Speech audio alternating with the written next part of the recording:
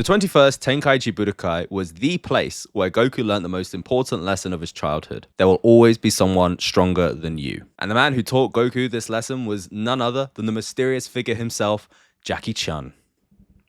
It's Master Roshi. And whilst this was an incredibly important lesson to teach both Krillin and Goku, it was also the most intense gamble by Master Roshi, who, despite having trained the boys for 8 months, seriously underestimated just how strong they had gotten. And you have to wonder, what would the effect have been on Goku and Krillin if either one of them had defeated their own master after only 8 months of training? Remember, this is the invincible old master we're talking about. Everyone knows who he is. Just imagine the ego of either of these boys if they defeated Jackie Chun, in their first fight against him. So let's talk about those 8 months of training real quick. Roshi's training consists of a strict daily exercise regime designed to toughen up the body and mind through running, skipping, a lot of manual labor, dodging bees, reading smut, more running for your life, eating, and finally resting. Oh yeah, whilst also carrying 20-kilo shells on your back, which I think is the first use of weighted training in the series. It gets much more high-tech after this. Honestly, reading this as a child, I honestly thought that if I could do all of these things, I too would end up some kind of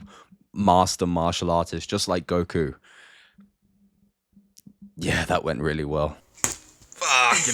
Master Roshi chooses not to really teach the boys anything other than how to hone their bodies into lethal weapons through hard training. There's no combat training, at least in the manga, as Goku and Krillin already have an experience in the martial arts. Krillin comes from Orin Temple.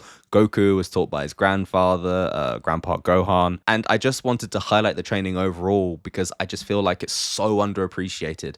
And despite its short length, it should be considered one of the best anime training arcs of all time. Also, putting Goku aside, can we just talk about how much of a prodigy Krillin is? Like, I know I'm on this crazy Krillin glaze at the moment, but just bear with me. Like, keeping up with this training in the first place is absolutely insane. He also has a 100-meter sprint time of 10 seconds flat, which is crazy. He's 14 years of age. He's not kidding when he says he could have been an Olympian if he wanted to be. Anyway, I've already done a Krillin video, which you can check out in the description, or it's up here somewhere, but only after you finish watching this video first. Also, speaking of, 97% of you aren't subscribed. So please like and subscribe. Roshi's training is weird, but it's insanely effective. On day 1 of training, he's already decided that he's going to enter the boys into the Strongest Under the Heavens tournament, which is the martial arts tournament that rolls around every 5 years. It's meant to be something that motivates the boys to give their all in training over the next few months, and it's expressly not for them to entertain the idea of winning, which Roshi realizes he will have to take part in to make sure that doesn't happen. And as we'll see, given the quality of opponents and with a little bit of hindsight, I'm almost 100% certain that without Roshi's inclusion in the tournament,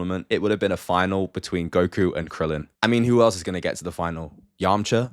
Get fucked. So with the motivation of entering a prestigious tournament like the Tenkaichi Budokai, the boys train like absolute madmen. And within 7 months, they clear the hurdle that Roshi set for them as a joke, waking him up to the reality that these boys are almost certainly going to surpass him one day, and probably quite soon. And there lies the risk. If Roshi was confident that there was enough real competition for the boys to face off against in the world tournament, then he would surely have no need to get involved himself. However, we can deduce that in realizing that in all likelihood, his pupils are already some of the most powerful fighters on Earth, he has no choice but to don his disguise and face them himself, risking his own reputation and pride to ensure the continued positive development of his dear pupils. What a guy. Again, with hindsight, we know there are other martial artists out there like Tien Shinhan, Mercenary Tao, the Sealed King Piccolo, but at this point in the story, we are led to believe that Master Roshi is the pinnacle of martial arts and strength in the world. Top dog, the most powerful and invincible warrior. And there's the gamble. Well, it's 2 gambles. Either Roshi takes the risk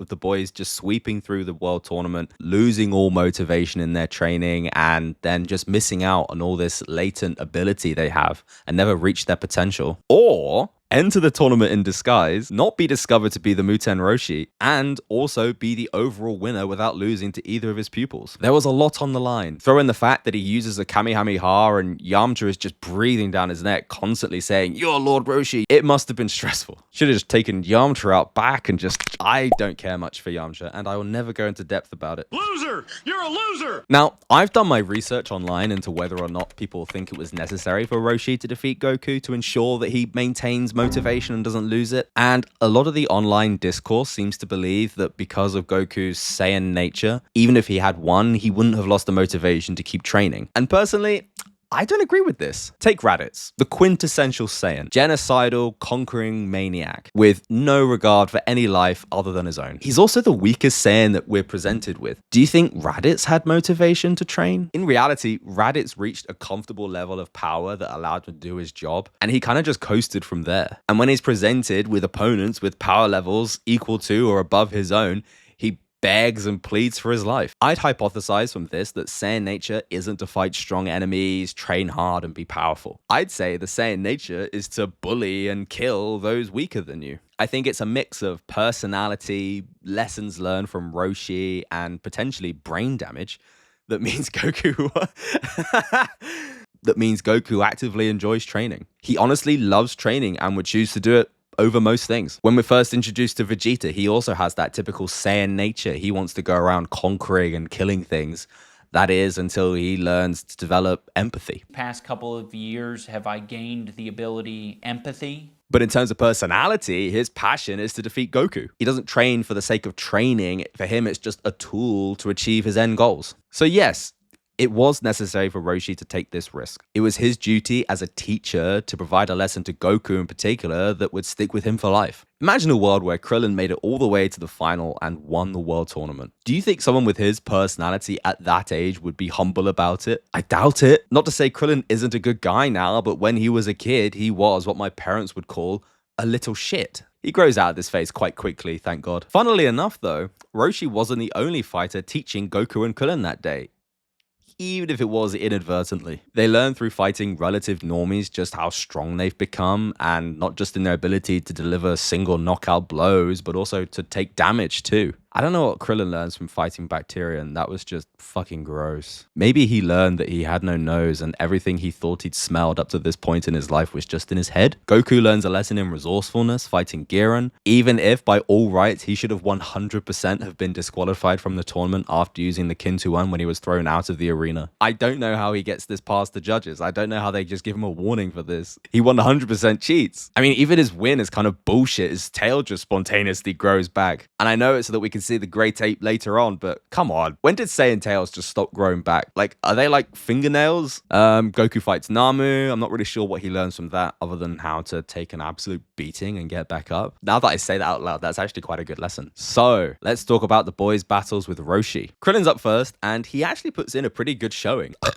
I'm burping lots. He has Roshi on the back foot from the start, and Roshi even says to himself that he's going to have to start taking this fight pretty seriously. He punches Krillin with this impossible to perceive lightning quick punch, which Krillin, after he locks in and learns to concentrate, is able to see the next time it happens and he can counter it. Again, another lesson learned. And then they have a great play-by-play fight of an outrageously long sequence of events, which actually only took place in a single second. This included kicking, punching, spitting, a game of rock, paper, scissors, the pointing game, and then finally a cool flip and land. Krillin then shows some quick thinking and Bulma's underwear, which almost hands him the win, to be fair, and forces Roshi to use the Kamehameha to fly back into the arena. And then finally the fight comes to an end, with Roshi using an after-image attack to give Krillin an old karate chop to the neck. Classic. What a fight. Honestly, it's underrated as hell, hilarious, and is a great display of just how far Krillin has come as a martial artist. I love this fight. Now let's get into the real best fight of the tournament. Jackie Chun versus Son Goku. It's so hot, I had to change my top. I had sweat. Too much information. I'm not going to do a full recounting of the fight in detail. I think there's a good chance that if you're watching this video, you may not have watched it for yourself. And that's a shame. I know so many people that have watched Dragon Ball Z and haven't gone and watched or read original Dragon Ball. If you're one of these people, do yourself a favor, pause this video and go read the entirety of Dragon Ball. I swear, you won't be disappointed. Important thing to know from this fight, we get our first ever beam clash, Dragon Ball Z's staple. Two Kamehamehas fired point blank at each other. Goku showing so much raw power in this moment that Roshi takes a step back and has to think of some strategy in order to defeat him. He uses the after image attack again, which hits Goku pretty hard. Goku then immediately turns around and mimics it and does it to even greater success. That's Goku. Roshi then pretends to be drunk and confuses Goku with his movements. A pretty awesome technique, to be fair. Goku makes some sort of offhanded remark that Grandpa Gohan used to get drunk all the time, which is funny and a little bit troubling, but we move. And the range of attacks that Roshi has at his disposal just cannot be undersold. He's got ki blasts like the Kamehameha, the Suiken or Drunken Fist, Sleep Hypnotism, which should have won him the fight if not for Bulma, and finally the Thunder Shock surprise attack, which if you've played Dragon Ball Fighter Z, you know it sucks. Oh, why? What did I do to you?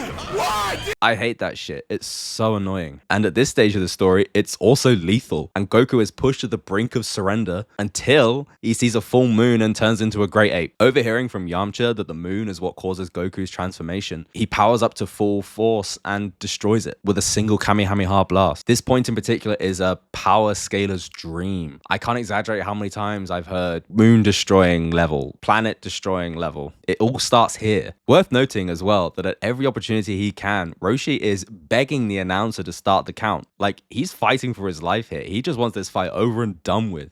And the announcer himself is just glazing Goku and is just whipping up the crowd. And Roshi's reaction to hearing that he's obviously going to lose and Goku's going to win is hilarious. It's so good. After a change of clothes and some more back and forth, it appears that Goku has won, if not for the fact that Roshi pulls this move out of sheer refusal to lose. And then finally, the fight is settled. Roshi wins, not just because he's more skilled and stronger than Goku, but also because of biology. He's taller than Goku, that when the two land simultaneous kicks to each other's heads, his one does more damage and ultimately knocks out Goku for good. And the gamble paid off. After changing back into normal clothes, Roshi delivers the moral of the story, which I will now recount. Hey, Goku, as great as you may be, there will always be someone better. There are many more warriors more powerful still. Your true training is only now beginning. I had to read that off my phone. There's no way I'm just going to recount that in an accent and everything. Like, no way. Which, after the positive response it receives from Goku and Krillin, Roshi wonders if maybe he could have just said that. It's for comedic effect. He needed to do this. He had to do this as their teacher. They had to learn this lesson. I'm 100% certain of it. And Goku goes forward with a renewed drive to train and work hard and achieve new levels of strength. And he develops a respect for those stronger than him. Video engagement time. What do you think? Let me know in the comments below. And I may not do a Dragon Ball Z video for a while. I'll come back and cover DBZ again. Happy to. Might give it a little bit of a break though and focus on a different anime or manga or video game or movie. I don't know. This channel is free flow as hell. And I'm just glad that some of you are along for the ride.